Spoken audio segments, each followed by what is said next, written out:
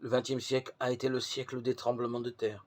Le développement des médias aidant l'humanité a pris vivement conscience de leurs ravages. Voici quelques chiffres. En 1920, un séisme coûta la vie à 200 000 personnes en Chine. En 1923, une autre fit que quelques 99 300 victimes au Japon. En 1935, une secousse tellurique tua 25 000 personnes dans une région qui appartient maintenant au Pakistan, tandis qu'en 1939, 32 700 personnes perdirent la vie lors d'un séisme en Turquie.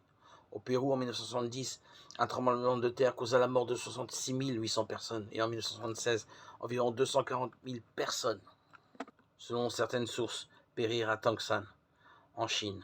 Plus près de nous, en 1988, un violent séisme a coûté la vie à 25 000 personnes en Arménie. Peut-on dès lors douter que des tremblements de terre se produisent dans un lieu après l'autre? La prophétie de Jésus comporte un autre aspect, la maladie. Dans son récit, l'évangéliste Luc cite les paroles de Jésus annonçant dans un lieu après l'autre des pestes, Luc 21, 11. Là encore, cette déclaration s'harmonise avec la vision prophétique des 4 cavaliers de l'Apocalypse.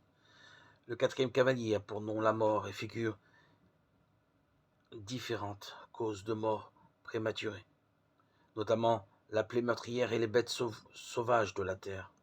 Apocalypse 6, 8.